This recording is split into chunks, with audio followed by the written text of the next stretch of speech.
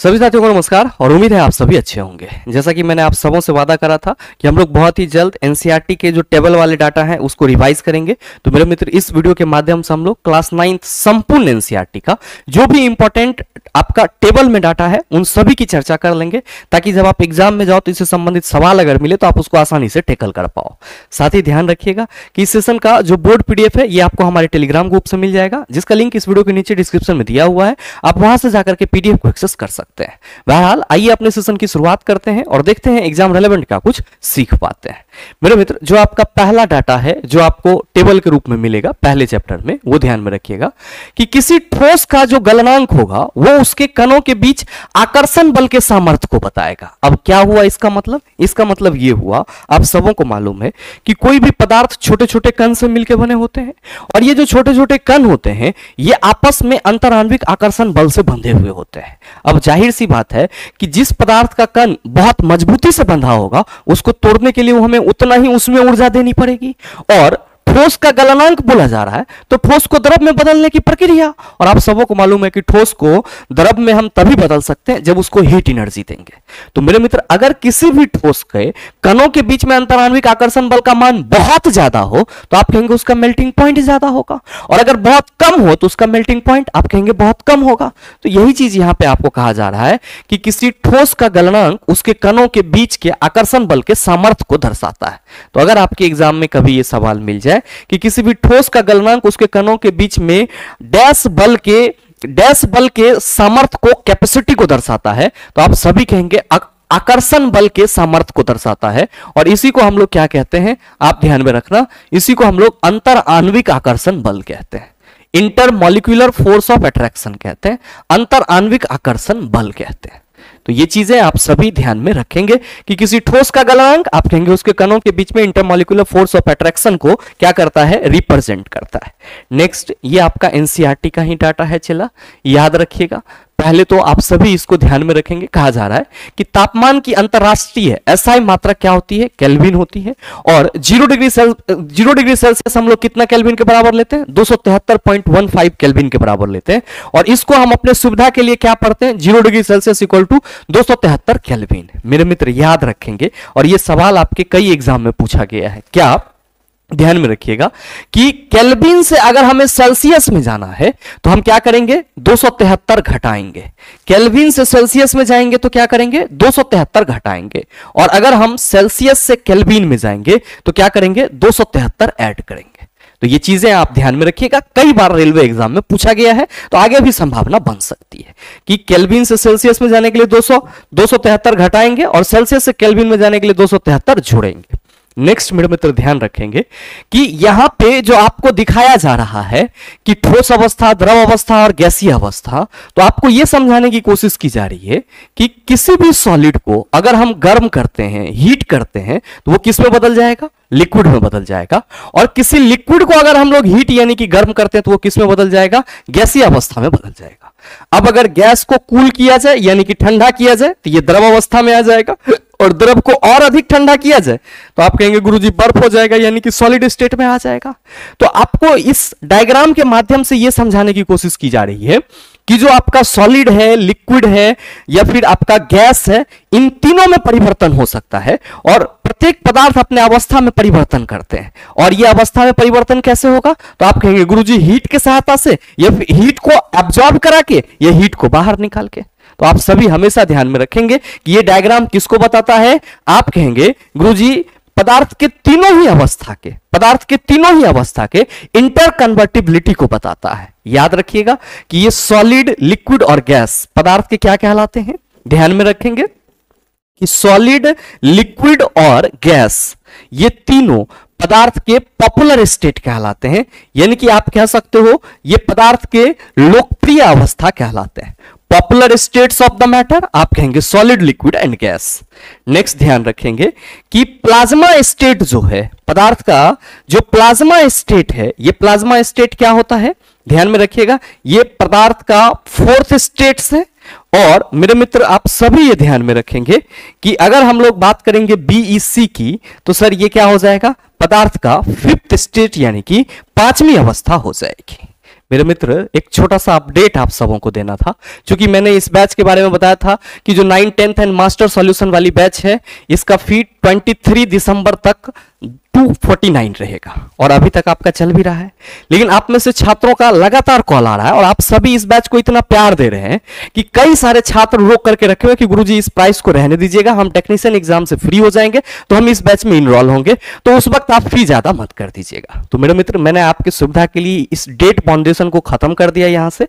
अब ये बैच आपको मतलब अभी से लेकर के, ठीक है, और सर 1 जनवरी तक, 1 जनवरी 2025 तक केवल और केवल आपका एनसीईआरटी 9, 10th का जो मास्टर सॉल्यूशन वाली बैच है 1 जनवरी 2025 तक केवल और केवल आप सबों के लिए 249 में अवेलेबल होगी। इस बैच की विशेषताएं आप सभी समझ रहे हैं, लाइन बाय लाइन डिस्कशन, संपूर्ण थ्योरी और न्यूमेरिकल, अभ्यास वस्तुनिष्ठ प्रश्न, एग्जाम्पलर वस्तुनिष्ठ प्रश्न, NCERT class 9th and 10th chapter wise PDF, ये सारी चीजें आपको इस बैच में मिलेगी और आप अपना टेक्नीशियन एग्जाम दे लीजिए और फिर अस्थिर से मेरे मित्र आपके पास टाइम है अभी 7 दिन का, आप आराम से इनरोल हो सकते हैं। हाँ, इस बैच में हम क्लासेस 25 दिसंबर से स्टार्ट कर रहे हैं, तो जिस किसी भी भाई बंधु का एग्जाम 30 तक है तो मेरे मित्र परेशान होने की जरूरत नहीं है। अभी आप क्लास अटेंड नहीं भी करेंगे तो चलेगा, आपके लिए क्लासेस अवेलेबल रहेगी, तो आप सब 5 दिन बाद भी क्लास दे सकते हैं। और ये जो आपका फी का फाउंडेशन है कि ये 23 दिसंबर तक रहेगा, इसको मैंने खत्म कर दिया है टीम से बोल करके। आप सर 1 जनवरी 2025 तक इसी फी में 249 में हमारे इस 9, 10th मास्टर सॉल्यूशन बैच में इनरोल हो सकते हैं। अगर आपको इस बैच से संबंधित कोई और जानकारी चाहिए, आप दिए गए नंबर पर कॉल या व्हाट्सएप कर सकते हैं। यह बैच आपको द लॉजिकल साइंस एप्लीकेशन पे मिलेगा, जिसको आप गूगल प्ले स्टोर से डाउनलोड कर सकते हैं या फिर इस वीडियो के नीचे दिए गए डिस्क्रिप्शन में लिंक से मेरे मित्र आप इस एप्लीकेशन को डाउनलोड कर सकते हैं। बहरहाल मेरे मित्र, आपका जो अगला एनसीईआरटी का डायग्राम है वो ये है, इसको जरा सा समझिएगा और यहां से 1-2 सवाल आपके निकल जाएंगे। क्या है कि ठोस को जब गर्म किया जा रहा है तब ये किस में बदल जा रहा है? द्रव में बदल जा रहा है। तो ठोस को गर्म करने पर द्रव में बदलना संगलन कहलाएगा। और मेरे मित्र, द्रव को जब और अधिक गर्म किया जाएगा तो ये वाष्पित होना शुरू हो जाएगा और द्रव का गैस में परिवर्तन क्या कहलाएगा? वाष्पीकरण कहलाएगा। क्या कहलाएगा? वाष्पीकरण कहलाएगा। तो ध्यान में रखेंगे कि ठोस को गर्म करने पर द्रव में बदलना फ्यूजन ऑफ सॉलिड या मेल्टिंग ऑफ सॉलिड कहलाएगा, जिसको हिंदी में संगलन कहते हैं। द्रव को और अधिक गर्म करने पर सर गैस में परिवर्तित हो जाना आप कहेंगे वाष्पीकरण यानी कि इवोपरेशन कहलाएगा।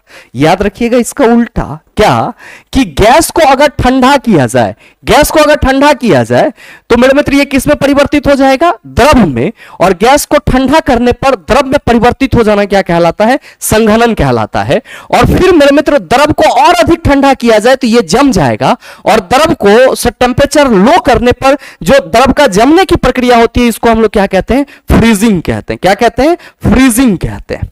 तो ये मेरे मित्र आपके माइंड में हमेशा होना चाहिए कि ठोस को गर्म किया जाएगा तो द्रव में बदलेगा, क्या कहलाएगा? संगलन। और द्रव को और अधिक गर्म किया जाएगा, गैस में बदलेगा, प्रक्रिया वाष्पीकरण कहलाएगी। गैस को ठंडा करेंगे, द्रव में बदल जाएगा, प्रक्रिया संघनन कहलाएगी। और मेरे मित्र, द्रव को जब और ठंडा किया जाएगा तो जम जाएगा, प्रक्रिया फ्रीजिंग कहलाएगी। अब याद रखिएगा कि किसी ठोस को आप जब गर्म करते हैं तो वो द्रव अवस्था में ना बदलकर सीधे गैसीय अवस्था में आ जाती है। और मेरे मित्र याद रखिएगा कि ठोस को गर्म करने पर द्रव अवस्था में बिना बदले किस में बदल जाना? गैस में बदल जाना ऊर्ध्वपातन यानी कि सब्लिमेशन कहलाता है। तो किसी भी ठोस का बिना द्रव अवस्था में आए गैस में परिवर्तित हो जाना आप कहेंगे सब्लिमेशन कहलाता है। और मेरे मित्र, गैस को ठंडा करने पर फिर से आपको सॉलिड प्राप्त हो जाना, ठोस का प्राप्त हो जाना क्या कहलाता है? निक्षेपण कहलाता है। तो मेरे मित्र, आप सभी को यह ध्यान में रखना होगा, ऊर्ध्वपातन को हम लोग सब्लिमेशन कहते हैं, निक्षेपण को हम लोग क्या कहते हैं? डिपोजिशन कहते हैं। तो कई बार सवाल आपसे पूछा जाता है निम्नलिखित में से ऊर्ध्वपातन प्रक्रिया का व्युत्क्रम है, आप कहेंगे निक्षेपण प्रक्रिया का है। तो सर ठोस में ऊर्ध्वपातन में जब ठोस को गर्म किया जाता है तो ये सीधे गैस में बदल जाता है और जब गैस को ठंडा किया जाता है तो ये सीधे ठोस में बदल जाता है, इसीलिए हम लोग इसको निक्षेपण कहेंगे। तो ऊर्ध्वपातन और निक्षेपण एक दूसरे का आप कहेंगे व्युत्क्रम होता है। नेक्स्ट मेरे मित्र ध्यान रखिएगा, ये जो चीज, ये डायग्राम जो मैंने आप सबों के सामने रखा है वो किस लिए, तो आप सभी ये ध्यान देंगे कि आपके इस डायग्राम के हिंट में कहा जा रहा है कि ABC पदार्थ की 3 अवस्था के कणों का योजनाबद्ध आवर्धित चित्रण है। तीनों अवस्थाओं में कणों की गति को देखा जा सकता है और उनकी तुलना की जा सकती है। मेरे मित्र, आपको यह ध्यान में रखना होगा कि आप सभी ये ठोस पदार्थ में क्या देख रहे हैं कि सर इसके जो कण है, कोई भी पदार्थ बहुत ही महीन कण से बने होते हैं। तो मेरे मित्र, आप क्या देख रहे हैं कि इसके कणों के बीच में इंटरमॉलिक्यूलर फोर्स ऑफ अट्रैक्शन यानी कि अंतराण्विक स्थान क्या है? तो आप सभी कहेंगे ध्यान में रखिएगा, इसके कणों के बीच में अंतराण्विक स्थान आप कहेंगे बहुत कम होता है, बहुत कम होता है। और साथ ही मेरे मित्र इसके कणों के बीच में इंटरमॉलिक्यूलर फोर्स ऑफ अट्रैक्शन यानी कि IMF क्या होता है, आप सभी ध्यान में रखेंगे, बहुत ज्यादा होता है। क्या होता है, बहुत ज्यादा होता है। अब जो लिक्विड है इसके अपेक्षा इसमें क्या देख रहे हैं कि इंटरमॉलिक्यूलर स्पेस क्या है, ज्यादा है। तो ठोस के अपेक्षा द्रव के कणों में अंतराण्विक स्थान ज्यादा होती है, जबकि ठोस के अपेक्षा द्रव के कणों के बीच में अंतराण्विक आकर्षण बल आप कहेंगे कम होती है। अब मेरे मित्र गैस की बात करेंगे तो ठोस और द्रव तीनों के अपेक्षा इसमें अंतराण्विक स्थान क्या देख रहे हैं, बहुत ज्यादा है। और मेरे मित्र इसके कणों के बीच में अंतराण्विक आकर्षण बल नगण्य माना जाता है। मेरे मित्र ध्यान रखेंगे कि आप सभी को मालूम है कि पदार्थ के कण अपने सतह में घूमते रहते हैं, तैरते रहते हैं। तो क्या सर ठोस के कण भी करेंगे, तैर रहे होंगे, गति में होंगे? बिल्कुल मेरे मित्र, ठोस के कणों की जो गति होती है मेरे मित्र वो द्रव और गैस की अपेक्षा बहुत ही न्यून होती है। क्यों? क्योंकि सर ठोस के कणों को मूवमेंट के लिए बहुत ज्यादा स्पेस नहीं मिलता है, क्योंकि इसमें अंतराण्विक स्थान बहुत कम होता है। तो ठोस के कणों की गतिज ऊर्जा द्रव और गैस से क्या होती है, कम होती है। जबकि अगर हम द्रव में आएंगे तो ठोस की अपेक्षा सर इसमें कणों के बीच जो स्पेस है वो ज्यादा है। और साथ ही मेरे मित्र आप ये कह सकते हैं कि ठोस की अपेक्षा द्रव के कणों की गतिज ऊर्जा अधिक होगी। मेरे मित्र गैस के कण आप कहेंगे गुरुजी बहुत दूर दूर है, अंतराण्विक स्थान बहुत ज्यादा है। और जाहिर सी बात है कि जब इंटरमॉलिक्यूलर स्पेस ज्यादा होगा तो इंटरमॉलिक्यूलर फोर्स ऑफ अट्रैक्शन बहुत ही कम होगा। और इस केस में आप क्या कहेंगे कि गैस के कणों की गतिज ऊर्जा क्या होगी, सबसे ज्यादा होगी। गैस के कणों की गतिज ऊर्जा सबसे ज्यादा होगी। नेक्स्ट मेरे मित्र ध्यान रखेंगे कि यहां पे ये चीज हमने आपको अच्छा लगने के लिए नहीं रखा है, हम आपको यह बताना चाह रहे हैं मेरे मित्र कि यहां पे जो बात करी गई है कि अनुमान लगाइए कि पदार्थ के कण कितने छोटे होते हैं और प्रत्येक बार तनुकृत करने पर घोल का रंग हल्का होता जाता है, फिर भी पानी रंगीन नजर आता है। आपको ये जो डायग्राम है ये बता रहा है कि पदार्थ के कण क्या होते हैं, बहुत ही छोटे होते हैं। और इतने छोटे होते हैं कि मेरे मित्र इस चीज के लिए आपको यहां पे दर्शाया गया है कि ये जो आप देख रहे हैं ये आपका व्हाइट वाटर मतलब सादा पानी है। और इसमें क्या किया जा रहा है, तो सर इसमें कुछ मात्रा आपका पोटेशियम परमैंगनेट का मिलाया जाता है, कुछ मात्रा पोटेशियम परमैंगनेट का मिलाया जाता है, यानी कि KMnO4 का मिलाया जाता है। मेरे मित्र अब आप सभी ये ध्यान में रखना कि पोटेशियम परमैंगनेट पिलाने से इस विलयन का कलर कैसा हो जाता है, तो सर गुलाबी हो जाता है। कैसा हो जाता है, गुलाबी। तो कई बार आपसे सवाल पूछा जाता है कि पोटेशियम परमैंगनेट का विलयन आप कहेंगे गुरुजी गुलाबी होता है। अब इसका पदार्थ के कणों से क्या लेना देना है, तो मेरे मित्र यहां पे आपको यह समझाने की कोशिश की जा रही है कि अगर हम 2 बूंद इसमें पोटेशियम परमैंगनेट डाल रहे हैं या थोड़ा सा डाल रहे हैं तो यह हमारा पूरा विलयन हो जा रहा है। अब इसको हम फिर किसी पानी में डाल रहे हैं, फिर इसको अगले बकेट में डाल रहे हैं, तो पदार्थ के कण इतने छोटे हैं कि प्रत्येक बकेट के जो पानी है उसका रंग बैंगनी कर रहा है, लेकिन सर धीरे धीरे घटता जा रहा है। तो इस बात से यह जानकारी मिलती है कि पदार्थ के कण क्या होते हैं, बहुत ही छोटे होते हैं। और इस चीज को आप अपने घर में यूज कर रहे जो उजाला नील वाली बोतल होती है सर उससे भी कर सकते हैं। नेक्स्ट ध्यान में रखना कि कुछ महत्वपूर्ण राशि और उसके मात्रक आपके एग्जाम में आ सकते हैं। कई बार ऐसा होता है कि हम लोग पढ़ के जाते हैं बहुत अच्छे से सारी चीजें और एनसीईआरटी से कुछ चीजें उठा के रख दी जाती है, तो हम परेशान हो जाते हैं कि तो हम पढ़वे नहीं किए थे, हमको कोई गुरुजी बताया ही नहीं। तो मेरे मित्र आप सभी ये ध्यान में रखेंगे कि तापमान का ऐसा यूनिट क्या होगा, आप कहेंगे केल्विन। लंबाई का आप कहेंगे गुरुजी मीटर। बस ये याद रखना है कि जो संघति है इसी को हम द्रव्यमान भी कहते हैं। तो अगर आपके एग्जाम में ये सवाल आ जाए कि निम्न में से संघति का मात्रक है तो परेशान नहीं हो जाएंगे। क्या कहेंगे कि गुरुजी ने बताया था कि संघति और द्रव्यमान एक ही होता है, इसलिए इसका यूनिट क्या होगा, किलोग्राम होगा। अब भार का यूनिट आप सभी ध्यान में रखेंगे न्यूटन होगा। आयतन की बात करेंगे तो आप सभी मीटर क्यूब कहते हैं, जिसको हम लोग घन मीटर पढ़ेंगे। घनत्व की बात करेंगे किलोग्राम प्रति घन मीटर, केजी पर मीटर क्यूब इसी को कहते हैं मेरे मित्र। और ध्यान दीजिएगा दाब की बात करेंगे तो दाब का यूनिट पास्कल लेते हैं और क्या लिखते हैं सर, पीए सिंबल लिखते हैं। और 1 पास्कल किसके बराबर होता है, आप कहेंगे 1 न्यूटन पर मीटर स्क्वायर के बराबर होता है। अगला मेरे मित्र ध्यान दीजिएगा कि ये कोलाइड के समान उदाहरण है और बहुत प्रचलित है। आप सबों को मालूम है कि सॉल्यूशन के जब प्रकार की बात करेंगे तो कोलाइड्स और निलंबन वहां पे प्रमुखता से आएंगे। और मेरे मित्र कोलाइडी विलयन ऐसा विलयन होता है जो दिखेगा आपको समांगी, लेकिन इसकी प्रकृति कैसी होती है, विसमांगी होती है। इसके कणों को आप नंगी आंखों से नहीं देख सकते, अब मेरे मित्र ध्यान में रखना आप सभी कि जो कोलाइड सॉल्यूशन होते हैं इसमें आपको प्रक्षेपित प्रावस्था और परिक्षेपण माध्यम देखते हैं को मिलते हैं, और इसी डिस्पर्स्ड फेज और डिस्पर्सिंग मीडियम के बेस पे मेरे मित्र जो कोलाइड है उसके प्रकार है एरोसेल, आपका foam, emulsion, sol, foam, gel और ठोस सोल। याद रखेंगे कि जब आपका डिस्पर्स फेज द्रव हो और डिस्पर्स मीडियम गैस हो तो ये एरोसोल का निर्माण करेगा। जब ठोस और गैस हो, डिस्पर्स फेज ठोस और डिस्पर्सिंग मीडियम गैस हो तो आप कहेंगे सर ये अलग एरोसोल का निर्माण करेगा। अब दोनों में सर एग्जांपल का उदाहरण आप सभी अंतर देखेंगे। उदाहरण का क्या कि जिसमें डिस्पर्स्ड फेज लिक्विड है और डिस्पर्स मीडियम क्या है सर गैस है, इसका एग्जांपल कोहरा, बादल और कुहासा, यानी कि ये वैसे एरोसोल हैं जिसका डिस्पर्सिंग फेज क्या है लिक्विड और डिस्पर्सिंग मीडियम क्या है आप कहेंगे गैस। दूसरे प्रकार के एरोसोल की बात करेंगे तो डिस्पर्सिंग मीडियम तो सेम ही रहेगा, डिस्पर्स फेज बदल जाएगा और इसका एग्जांपल क्या होगा धुआं, स्वचालित वाहन का निथार। फोम की बात करेंगे तो सेविंग क्रीम सर फोम का उदाहरण है। इमल्सन दूध फेस क्रीम इमल्सन का उदाहरण है। Sol magnesium milk of magnesia कीचड़। फिर फोम की बात करेंगे तो रबर, स्पंज, प्यूमिस ये फोम के उदाहरण है। जेल के जेली, पनीर और मक्खन। और ठोस सोल के उदाहरण रंगीन रत्न पत्थर और दुधिया कांच, ये सब के क्या है सर ठोस सोल के उदाहरण है। और इसका ये डिस्पर्सिंग फेज और डिस्पर्सिंग मीडियम भी आप सभी ध्यान में रखिएगा, हालांकि इस पर चर्चा हमने पहले भी करा है। अगला मेरे मित्र ध्यान रखेंगे ये बातें बहुत ही इंपॉर्टेंट है कि अभी तक ज्ञात तत्वों की कुल संख्या कितनी है सर 100 से अधिक है। और हम लोग कितना पढ़ते हैं 100 से अधिक, बोले तो सर 118। ध्यान में आप रखेंगे अकॉर्डिंग टू एनसीईआरटी इसमें 92 एलिमेंट क्या है हमारे, आप कहेंगे सर 92 एलिमेंट ऐसे हैं जो प्रकृति में मिलते हैं। मेरे मित्र ध्यान में रखेंगे कि जितने भी तत्व हैं उसमें अधिकतर तत्व आपको किस अवस्था में देखने को मिलेंगे, ठोस अवस्था में देखने को मिलेंगे।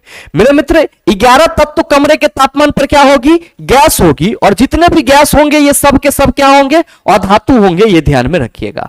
मेरे मित्र 2 तत्व आपका पारा और ब्रोमीन कमरे के ताप पर द्रव अवस्था में पाया जाता है, जिसमें मेरे मित्र आपसे सवाल पूछा जाता है कि निम्न में से कौन सा धातु रूम टेम्परेचर पर लिक्विड स्टेट में होता है, आप कहेंगे पारा, और निम्न में से कौन सा अधातु की चर्चा करेगा तो आप कहेंगे गुरुजी ब्रोमीन।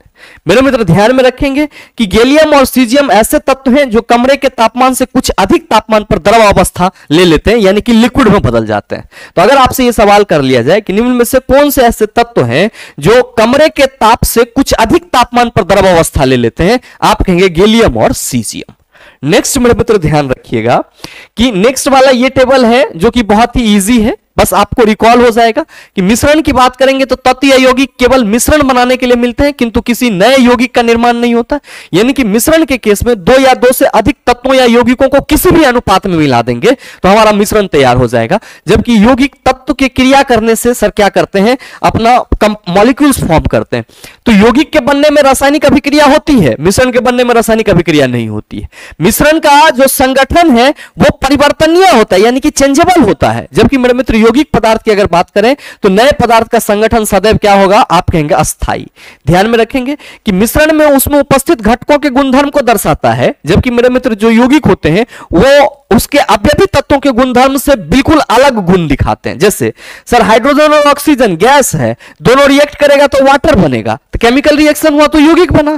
तो जो वाटर का प्रॉपर्टीज होगा वो हाइड्रोजन और ऑक्सीजन से मैच नहीं करेगा। तो वही कहा जा रहा है कि मिश्रण उसमें उपस्थित घटकों के गुणधर्म को दर्शाता है, जबकि मेरे मित्र जो आपका यौगिक होता है वो नए पदार्थ के गुणधर्म पूरी तरह से उसके अवयवी तत्वों के गुणधर्म से क्या होता है, भिन्न होता है। ध्यान में रखेंगे कि मिश्रण के घटकों को भौतिक विधि द्वारा सुगमता से अलग किया जा सकता है। बहुत सारे भौतिक मेथड है, जैसे कि आपका सब्लिमेशन हो गया, इवोपरेशन हो गया, डिस्टिलेशन हो गया, फिल्ट्रेशन हो गया। नेक्स्ट, यौगिक को मेरे मित्र किसी भी रासायनिक या वैद्युत यौगिक कोई भी होगा, कंपाउंड कोई भी होगा, तो उसको हम लोग फिजिकल मेथड के थ्रू यानी कि भौतिक विधि के थ्रू अलग नहीं कर सकते। जब भी इसके अवयवी तत्वों को अलग किया जाएगा तो रासायनिक या वैद्युत रासायनिक प्रतिक्रिया द्वारा पृथक किया जाएगा। तो यौगिक के अवयव को रासायनिक विधि द्वारा अलग किया जा सकता है, जबकि मिश्रण के अवयव को भौतिक विधि द्वारा अलग किया जा सकता है। यह चीज ध्यान में रखिएगा। नेक्स्ट मेरे मित्र ध्यान रखेंगे, यह बहुत ही इंपॉर्टेंट है, आप सभी छात्र इसको अपने माइंड में सेट कर लेंगे क्या कि जो परमाणु की त्रिज्या होती है उसको तो हम लोग बेसिकली नैनोमीटर में मेजर करते हैं। लेकिन अगर हम लोग कुछ इंपॉर्टेंट परमाणु की त्रिज्या की बात करते हैं तो हाइड्रोजन परमाणु की त्रिज्या 10⁻⁻10 मीटर होती है, जल अणु की त्रिज्या 10⁻⁹ मीटर होती है। यह क्वेश्चन आपका एएलपी में पूछा गया था। चला, यह क्वेश्चन आपका एएलपी में पूछा गया था। साथ ही हीमोग्लोबिन अणु की जो त्रिज्या होगी वो कितनी होगी, 10⁻⁸। जो मेरे मित्र रेत के कण है उसकी त्रिज्या 10⁻⁴। चींटी जो है उसकी त्रिज्या अगर बात करेंगे तो 10⁻⁻3, और सेब तो आप सभी याद रखेंगे 10⁻⁻1। तो ये आपका बहुत ही इंपॉर्टेंट है सर, हाइड्रोजन और जल अणु और हीमोग्लोबिन अणु, इसको ध्यान में रखिएगा, आपके लिए बहुत ही जरूरी होगा। साथ ही ध्यान रखेंगे जो मैंने आपको बताया कि परमाणु त्रिज्या को किसमें मापा जाता है, आप सभी कहेंगे नैनोमीटर में मापा जाता है। और मेरे मित्र 1 नैनोमीटर कितना के बराबर होता है, 10⁻⁹ मीटर के बराबर होता है। और ध्यान में रखेंगे कि 1 मीटर में कितना नैनोमीटर होता है, 10⁹ नैनोमीटर होता है। कितना, 10⁹ नैनोमीटर। तो याद रखिएगा कि 10⁻⁹ मीटर 1 नैनोमीटर, और मेरे मित्र 1 मीटर तो 1/10⁻⁹ करेंगे। अरे चला, 1 मीटर यहां पे अगर करेंगे तो आप कहेंगे गुरुजी ये 1/10⁻⁹ नैनोमीटर हो जाएगा। अब एक सरिया के पावर को ऊपर ले जाओगे तो कहोगे गुरुजी प्लस हो जाएगा, तो 1 मीटर इक्वल टू 10⁻⁹ नैनोमीटर नहीं कह सकते हैं। 1 नैनोमीटर आप कहेंगे 10⁻⁻⁹ मीटर होगा। नेक्स्ट ध्यान रखिएगा कि यहां पे कुछ यौगिक के अणु दिए गए हैं और उसका द्रव्यमान अनुपात दिया गया है। कई बार रेलवे इन सब जगहों से क्वेश्चन उठा लेता है।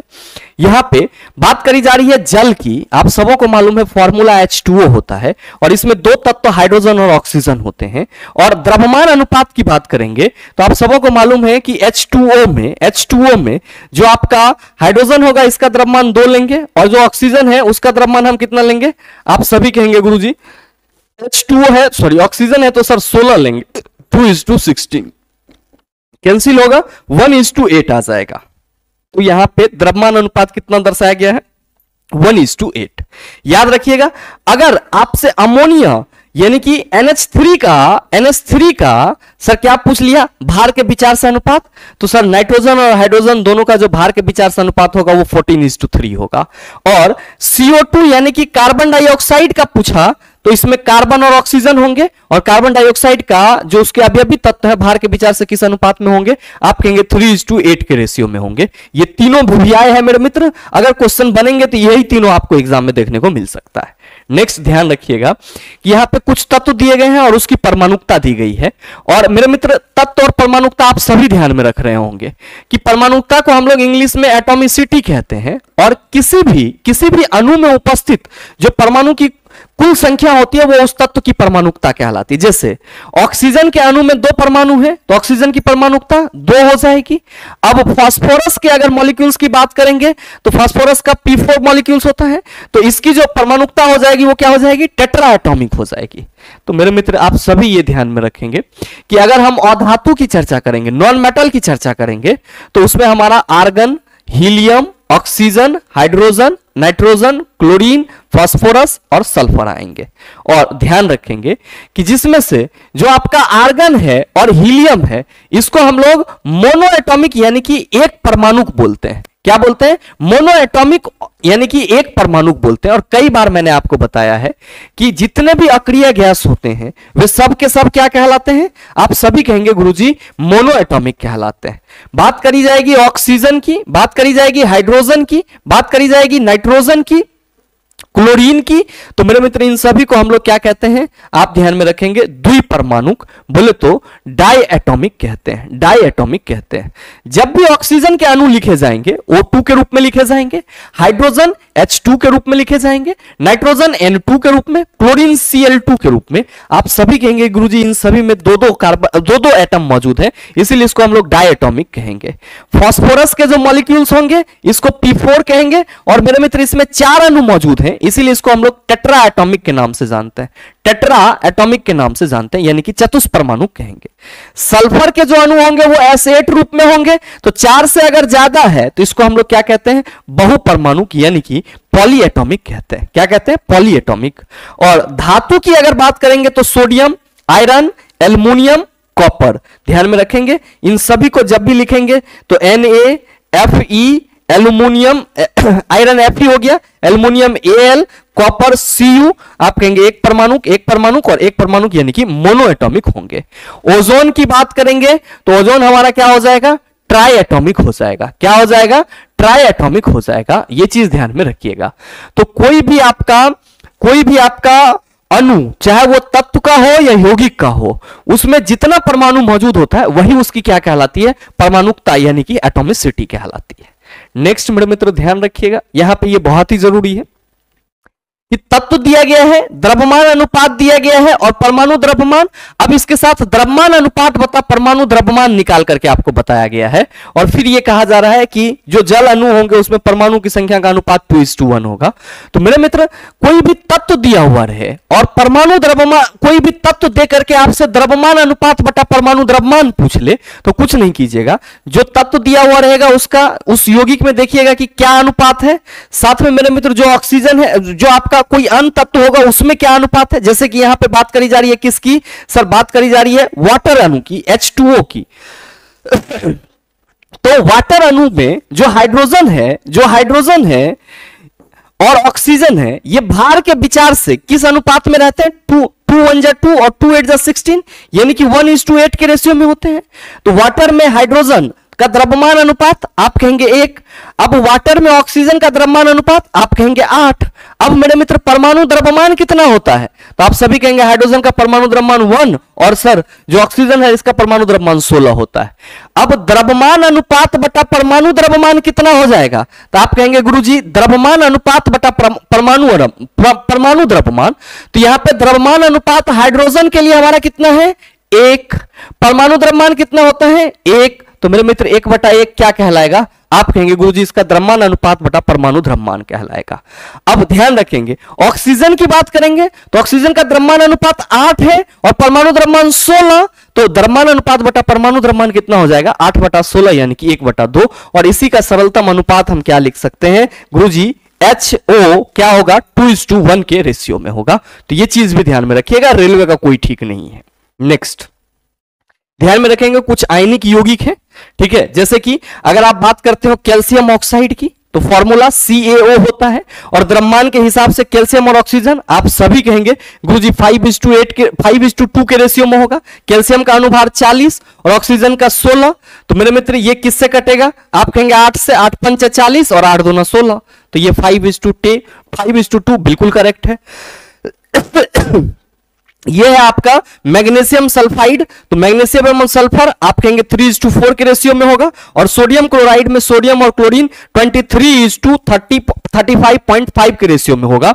अगर आपको किसी यौगिक के अणु में उसका द्रव्यमान अनुपात पूछा जाएगा तो याद रखिएगा कि ये तीनों आपका मोस्ट एक्सपेक्टेड हो सकता है, क्योंकि एनसीईआरटी से डायरेक्ट सवाल मिल रहे हैं तो मेरे मित्रों डिट्टो उठा के रख दिया जाएगा। तो इस तीनों को भी ध्यान में रखिएगा। नेक्स्ट ध्यान रखेंगे कि कुछ आपका समान, सरल और बहुपरमाणुक आयन, जिसको हम लोग क्या कहते हैं, पॉलीएटॉमिक आयन कहते हैं। हालांकि इसी को हम लोग रेडिकल्स यानी कि मूलक भी कहते हैं। और मूलक क्या होते हैं, तो आप सभी याद रखेंगे परमाणु या परमाणुओं का समूह जिसपे हमेशा पॉजिटिव या नेगेटिव चार्ज होता है वो मूलक कहलाता है। मेरे मित्र आप सभी ध्यान में रखना कि मूलक एक प्रकार का आयन ही होता है। जैसे सोडियम को अगर हम Na+ के रूप में लिख रहे हैं, सोडियम को Na+ के रूप में लिख रहे हैं तो ये सोडियम हमारा आयन हो गया। पोटेशियम को K+ के रूप में लिख रहे हैं तो ये पोटेशियम आयन हो जाएगा। Ag+ ये सिल्वर आयन होगा। कॉपर 1+ Cu+ ये कॉपर का आयन हो जाएगा। इसी तरीके से आप सभी ध्यान में रखेंगे कि किसी भी आयन पे जितना चार्ज होगा वही उसकी वैलेंसी होगी। जैसे सोडियम, पोटेशियम और सिल्वर और कॉपर इन सभी पे एक ही पॉजिटिव चार्ज है तो इसकी वैलेंसी सर 1 होगी। मैग्नीशियम की बात करेंगे Mg2+ लिखते हैं इसको, calcium Ca2+, zinc Zn2+, iron 2 Fe2+, copper Cu2+। मेरे मित्र इन सभी जगहों पे आप क्या देख रहे हैं कि सर जो आयन है वो +2 है तो इनकी वैलेंसी कितनी हो जाएगी, आप कहेंगे गुरुजी इसकी वैलेंसी 2 हो जाएगी।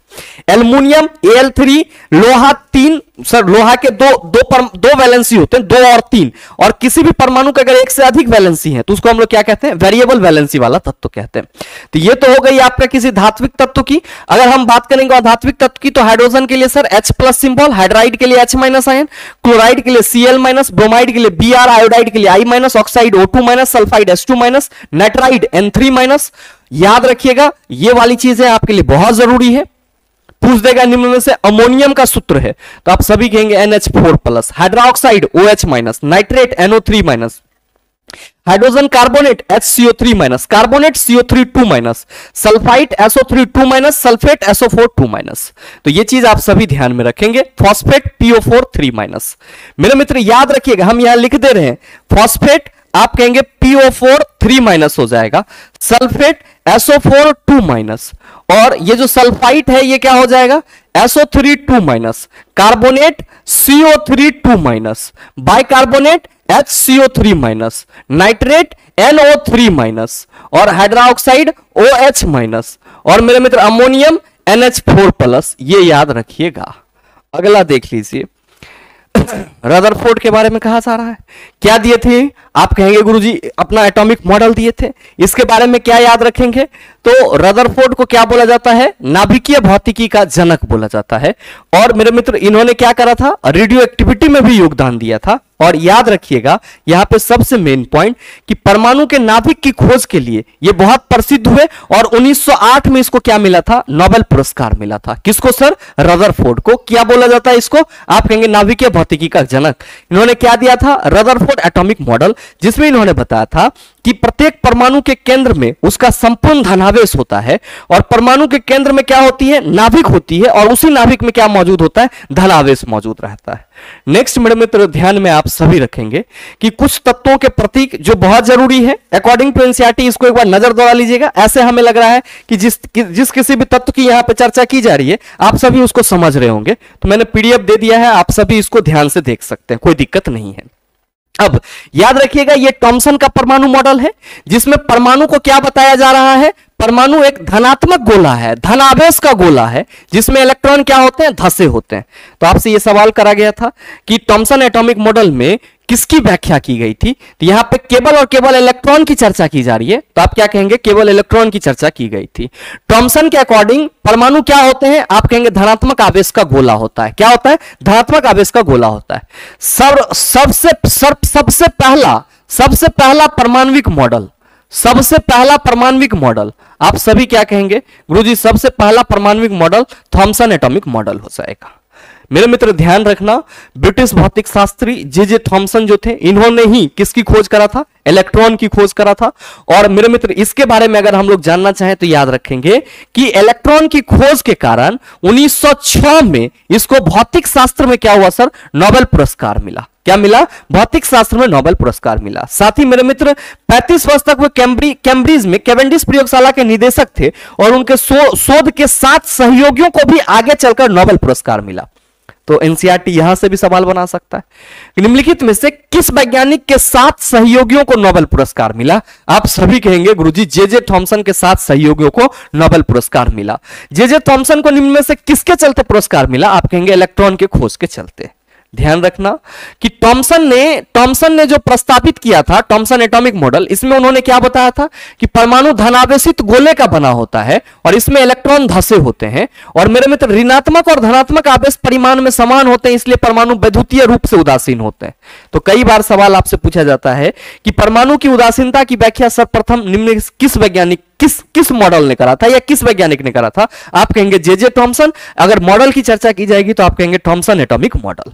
अगला देख लीजिएगा मेरे मित्र, यहां पे प्रोकैरियोटिक कोशिका और यूकैरियोटिक कोशिका में अंतर आप सभी ध्यान में रखेंगे कि जो प्रोकैरियोटिक कोशिका होगी ये क्या होती है, अविकसित कोशिका होती है। प्रोकैरियोटिक कोशिका क्या होती है, अविकसित कोशिका होती है और मेरे मित्र इसका केंद्रक पूरी तरीके से विकसित नहीं होता है, जबकि यूकैरियोटिक कोशिका क्या होती है, आप ध्यान में रखिएगा, ये विकसित कोशिका होती है। क्या होती है, विकसित कोशिका होती है। मेरे भाई याद रखना कि जो प्रोकैरियोटिक कोशिका होगा इसका साइज प्रायः क्या होगा, छोटा, और कितना छोटा, तो सर 1 से 10 माइक्रोमीटर के बीच। याद रखेंगे 1 माइक्रोमीटर कितना होता है, 10⁻⁻6 मीटर। जबकि जो आपका यूकैरियोटिक कोशिका होगा इसका आकार बड़ा होगा, कितना, 5 से 100 माइक्रोमीटर के बीच। ध्यान में रखेंगे कि इसका जो केंद्रकीय क्षेत्र होता है उसमें मेरे मित्र सुस्पष्ट केंद्रक मौजूद नहीं होता है। इसके केंद्रकीय क्षेत्र में सुस्पष्ट यानी कि आप कह सकते हो कि क्लियर केंद्रक मौजूद नहीं होता है, क्लियर केंद्रक मौजूद नहीं होता है। जबकि मेरे मित्र जो यूकैरियोटिक होते हैं इसका जो न्यूक्लियस वाला एरिया होता है उसमें सुस्पष्ट चारों ओर से केंद्रकीय झिल्ली से घिरी हुई क्या होता है, केंद्रकीय क्षेत्र मौजूद होता है। और मेरे मित्र आप सभी ये ध्यान में रखेंगे कि ये जो आपका प्रोकैरियोटिक कोशिका है इसमें क्रोमोसोम 1 होते हैं, और मेरे मित्र जो आपका यूकैरियोटिक कोशिका है इसमें क्रोमोसोम 1 से अधिक होता है। और मेरे मित्र ध्यान में रखिएगा कि झिल्ली युक्त कोशिका अंग किसमें अनुपस्थित होता है, जबकि मेरे मित्र यूकैरियोटिक कोशिका में क्या होता है, झिल्ली युक्त कोशिकांग मौजूद होता है। झिल्ली युक्त कोशिकांग मौजूद होता है, यह चीज ध्यान में रखिएगा। अगला मेरे मित्र ध्यान देंगे क्या है आपका, अगला है यहां पे वृत्त पर स्पर्श रेखा। मेरे मित्र ध्यान रखेंगे ये आपके एनसीईआरटी ग्रेविटेशन में मिल जाएगा। अब ये स्पर्श रेखा का मतलब क्या होता है यहाँ पे, कि कोई सरल रेखा जो वृत्त से केवल एक ही बिंदु पर मिलता हो उसको हम लोग क्या कहते हैं, स्पर्श रेखा यानी कि टेंजेंट लाइन कहते हैं।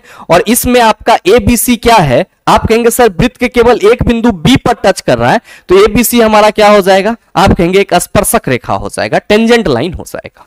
नेक्स्ट याद रखिएगा मेरे मित्र बहुत ही जरूरी है, अगर आपसे ये सवाल कर दिया जाए कि पृथ्वी का द्रव्यमान, आप कहेंगे 5.98 इंटू 10⁻24 kg, पृथ्वी की त्रिज्या 6.37 इंटू 10⁻6 मीटर। अगर बात करी जाएगी चंद्रमा का द्रव्यमान, आप कहेंगे 7.36 इंटू 10⁻22, यहां पे इंटू होगा, यहां पे इंटू होगा, यहां पे भी इंटू होगा, ठीक है। तो चंद्रमा का द्रव्यमान 7.36 इंटू 10⁻22 kg और चंद्रमा की त्रिज्या 1.74 इंटू 10⁻6 मीटर।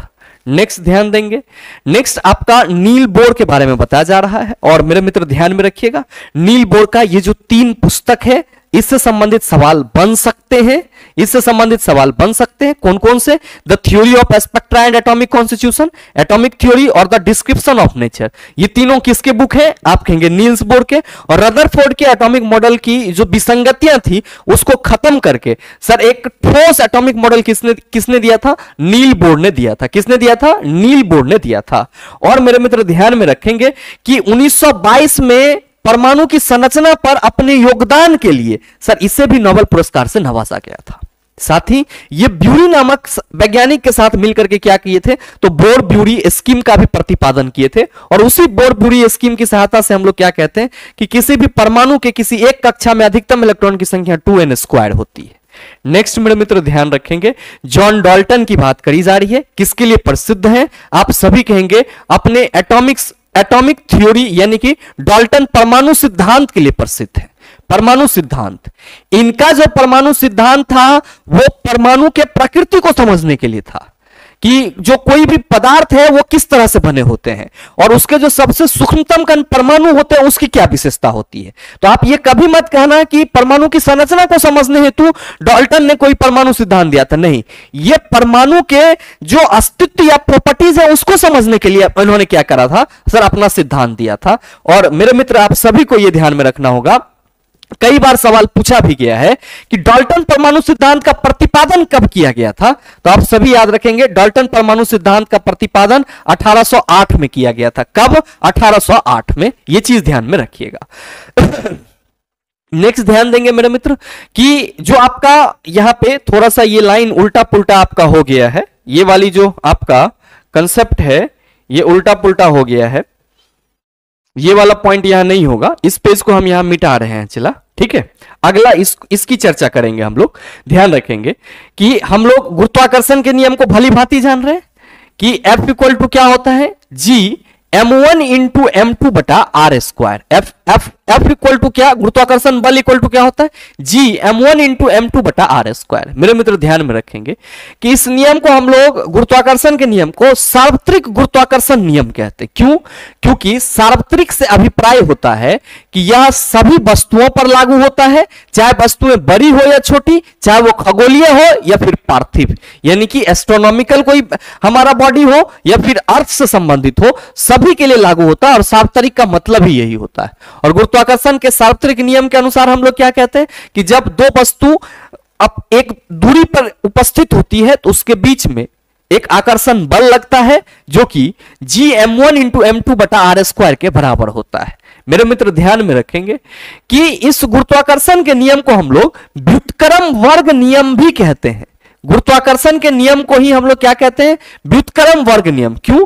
क्योंकि F जो है वो D के वर्ग के व्युत्क्रमानुपाती होती है। और इस कथन का अर्थ क्या हुआ कि D को अगर 6 गुना कर दिया जाए तो F का मान 36वां भाग रह जाएगा। तो मेरे मित्र आप सभी ध्यान में रखना कि गुरुत्वाकर्षण के सार्वत्रिक नियम को गुरुत्वाकर्षण के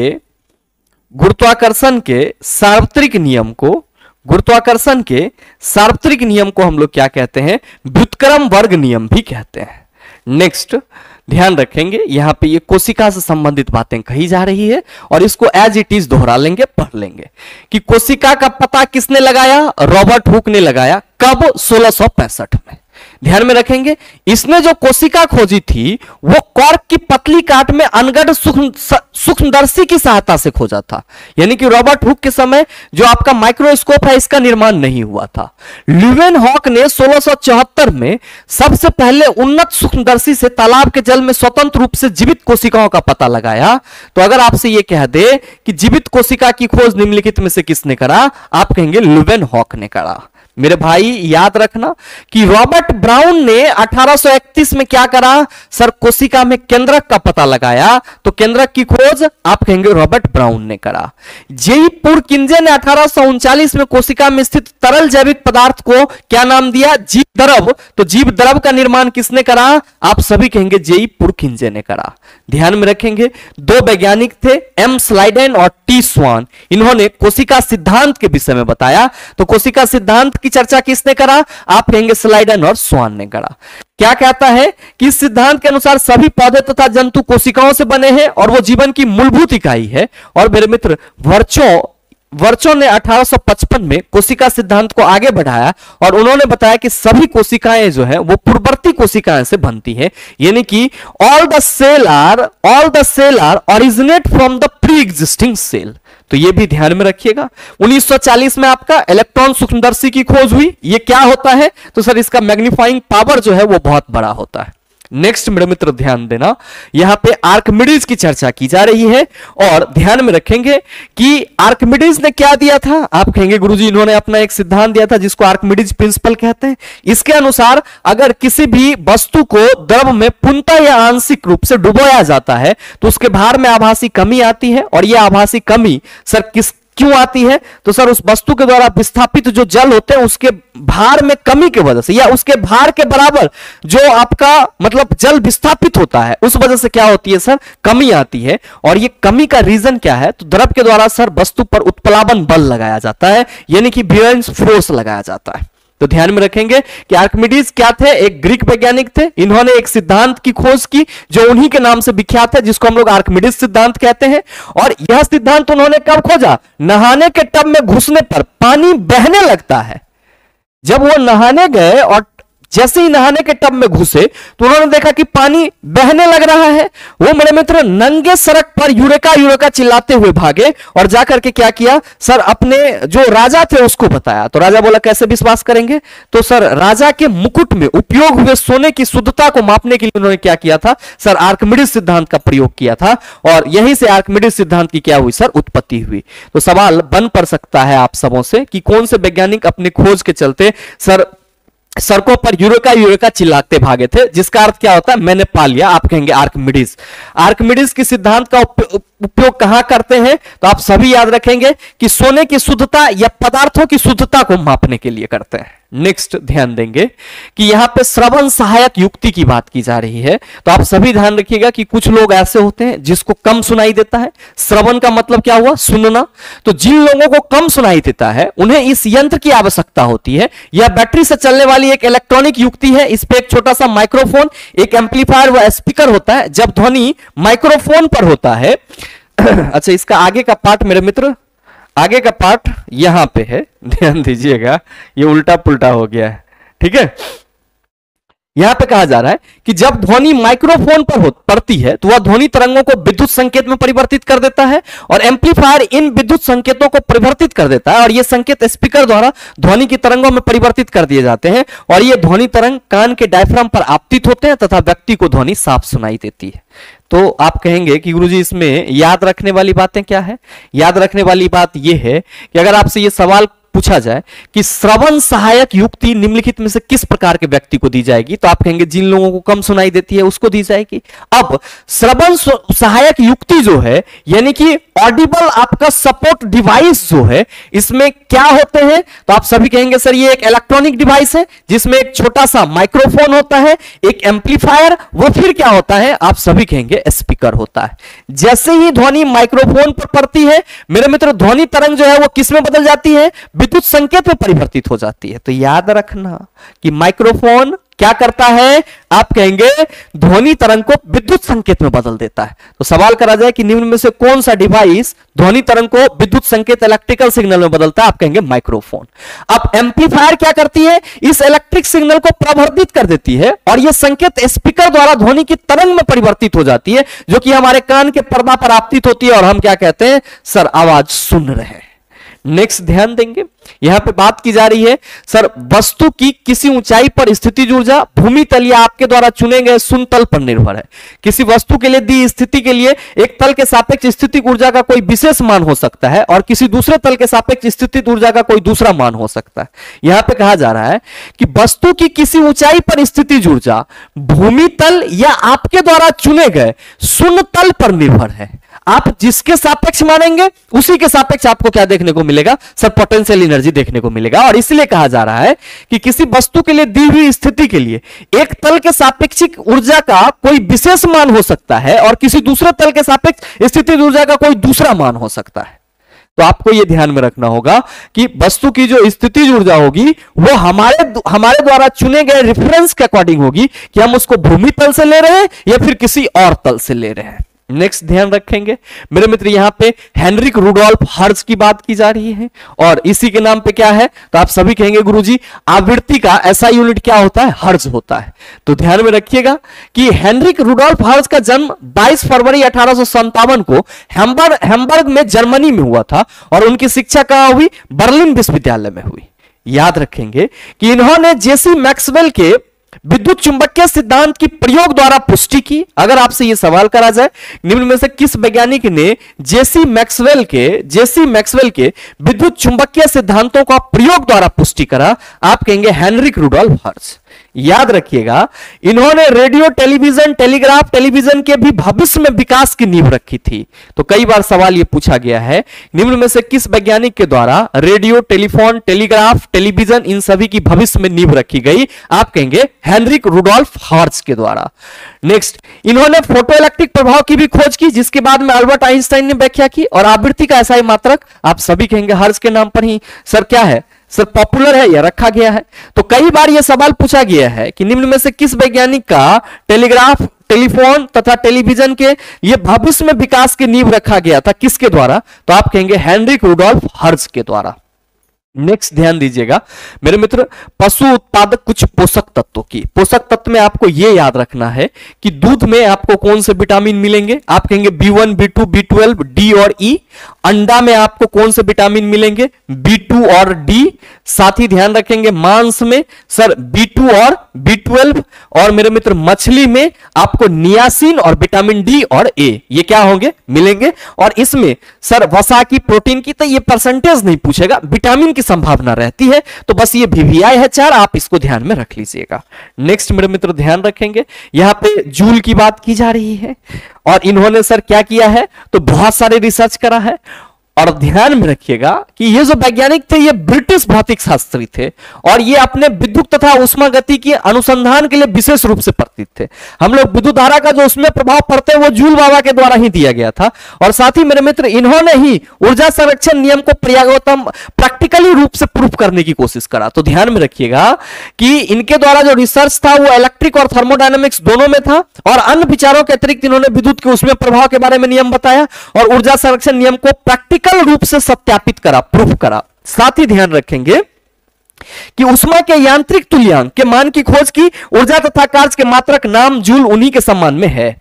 मेरे मित्र मैंने आपको कई बार बताया है कि उष्मा का यांत्रिक तुल्यांक आप सभी कहेंगे जेम्स प्रोस्केट जूल, विद्युत धारा का उसमें प्रभाव जूल, ऊर्जा संरक्षण नियम का प्रैक्टिकल रूप से प्रयोग सिद्ध करना आप कहेंगे गुरुजी जूल के द्वारा किया गया था। नेक्स्ट मेरे मित्र ध्यान में रखेंगे विभिन्न माध्यमों में ध्वनि की चाल, निकेल की चाल, विभिन्न माध्यमों में ध्वनि की चाल कितना डिग्री सेल्सियस पर? 25 डिग्री सेल्सियस पर। निकेल में 60-140 मीटर पर सेकंड होता है, स्टील में 5960 मीटर पर सेकंड, लोहा में 5950, पीतल में 4700 मीटर पर सेकंड, कांच में आपका 3980 मीटर पर सेकंड। और साथ ही मेरे मित्र अगर हम द्रव में बात करेंगे तो समुद्री जल में 1531, ये सब 25 डिग्री सेल्सियस पर टेम्परेचर है। आशुद्ध जल में 1498, इथेनॉल की बात करेंगे 1207, मेथेनॉल में सर ध्वनि की स्पीड 1103 होगी, हाइड्रोजन में 1284, हीलियम 965, वायु 346, ऑक्सीजन 316 और सल्फर डाइऑक्साइड 213। तो ये जो मेरे मित्र आपका है ये क्या है? विभिन्न माध्यमों में 25 डिग्री सेल्सियस पर ध्वनि की चाल। अगला मेरे मित्र यहां पे गैलीलियो के बारे में चर्चा करा जा रहा है। तो आप सभी ध्यान में रखेंगे कि जड़त्व का नियम किसके द्वारा दिया गया था? गैलीलियो गैली के द्वारा दिया गया था। इसके बारे में जो आपको ध्यान में रखनी है वो बातें आप सभी ध्यान में रखेंगे कि इनके द्वारा जो है वो खुद दूरबीन बनाया गया था, यानी कि गैलीलियो जो है वो एक आप कह सकते हो कुशल शिल्पकार भी थे। कई बार ये सवाल पूछा गया है निम्न में से कौन से वैज्ञानिक एक कुशल शिल्पकार भी थे जिन्होंने जड़त्व के लिए नियम प्रतिपादित किया है? आप कहेंगे गुरुजी गैलीलियो। साथ में मेरे मित्र ध्यान में रखिएगा इन्होंने विभिन्न प्रकार के दूरदर्शियों की श्रेणी विकसित की जिनकी प्रकाशिक दक्षता उस समय उपलब्ध दूरदर्शियों से काफी उत्तम थी और 1640 के आसपास उन्होंने प्रथम लोलक घड़ी की संरचना की। तो ये वाला पॉइंट बहुत महत्वपूर्ण है कि प्रथम लोलक घड़ी की संरचना आप सभी कहेंगे गुरुजी गैलीलियो के द्वारा किया गया था। साथ ही ध्यान में रखेंगे उनके खगोलीय आविष्कारों की एक पुस्तक एस्टरी मैसेंजर में गैलीलियो ने चंद्रमा पर पहाड़, छोटे छोटे सितारों से मिलकर बनी आकाशगंगा तथा मेरे मित्र बृहस्पति ग्रह के परितः चारों छोटे पिंड को घूमते हुए देखने का दावा किया था। और साथ ही मेरे मित्र ध्यान में रखेंगे अपने स्वयं के द्वारा निर्मित दूरदर्शी के प्रयोग द्वारा शनि तथा शुक्र ग्रह के निरीक्षण से गैलीलियो ने तर्क दिया था कि सभी ग्रह सूर्य के परितः ही कक्षीय गति करते हैं, न कि पृथ्वी के परितः। यह विचार उस समय प्रचलित विचारधारा के विपरीत था। तो जो मेरे मित्र हेलियोसेंट्रिक और जियोसेंट्रिक वाला हम लोग थ्योरी पढ़ते हैं ना, तो जियोसेंट्रिक में यह कहा गया था कि पूरे ब्रह्मांड के केंद्र में पृथ्वी है, लेकिन हेलियोसेंट्रिक में यह कहा गया है कि सर जो पूरा ब्रह्मांड है उसके केंद्र में सूर्य है। तो वही कहा जा रहा है कि सभी ग्रह सूर्य के परितः ही कक्षीय गति करते हैं, न कि पृथ्वी के न कि पृथ्वी के परितः। यह विचार उस समय प्रचलित विचारधारा के विपरीत था। तो आपके एग्जाम में कई बार सवाल पूछा जाता है कि निम्न में से कौन से ऐसे वैज्ञानिक थे जो जियोसेंट्रिक लॉ के विपक्ष में थे? आप कहेंगे गैलीलियो। इनका क्या मानना था कि सभी ग्रह सूर्य के परितः कक्षीय गति करते हैं, जबकि जियोसेंट्रिक में कहा जा रहा था कि सभी ग्रह पृथ्वी के चारों ओर कक्षीय वेग से गति करते हैं। नेक्स्ट मेरे मित्र ध्यान में रखेंगे यहां पे एक छोटा सा बात कि पानी की कमी अथवा वर्षा की अनियमितता के कारण सुखाड़ होता है। तो अगर आपसे यह सवाल कर लिया जाए कि सुखाड़ का कारण है तो आप कहेंगे पानी की कमी या वर्षा का अनियमितता यानी कि रेगुलरिटी। वर्षा पर आधारित कृषि को सूखे से बहुत हानि होती है, विशेषतः उन क्षेत्रों में जहां पर किसान फसल उत्पादन में सिंचाई का उपयोग नहीं करते और केवल वर्षा पर ही निर्भर रहते हैं। हल्की मृदाओं में पानी को संचित रखने की क्षमता कम होती है, इसलिए जिन क्षेत्रों में हल्की मृदा होती है वहां पर सूखे के कारण फसलों की बहुत हानि होती है। वैज्ञानिकों ने कुछ फसलों की ऐसी किस्म तैयार की है जो सूखे स्थिति को सहन कर सकती है। सिंपल पानी की वर्षा की अनियमितता और पानी की कमी क्या कहलाएंगे? सूखा कहलाएगा। और वर्षा की अधिकता, पानी की अधिकता आप कहेंगे बाढ़ कहलाएगा। ध्यान रखिएगा, हवा, पानी और मृदा से प्राप्त होने वाले पोषक तत्व कौन कौन से हैं? हवा से मेरे मित्र कार्बन और ऑक्सीजन प्राप्त होते हैं जो हमारे लिए बहुत जरूरी है।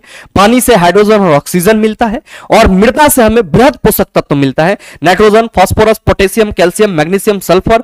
कुछ सूक्ष्म आपका पोषक तत्व दो प्रकार का, एक मैक्रो और दूसरा माइक्रो। तो मैक्रो न्यूट्रिएंट्स में nitrogen, phosphorus, potassium, calcium, magnesium, sulphur मृदा से मिल रहा है, और माइक्रो यानी कि सूक्ष्म पोषक तत्व में iron, manganese, boron, zinc, copper, molybdenum, chlorine, ये सब के सब आपको कहां से मिल रहे हैं? मृदा यानी कि मिट्टी से मिल रहे हैं।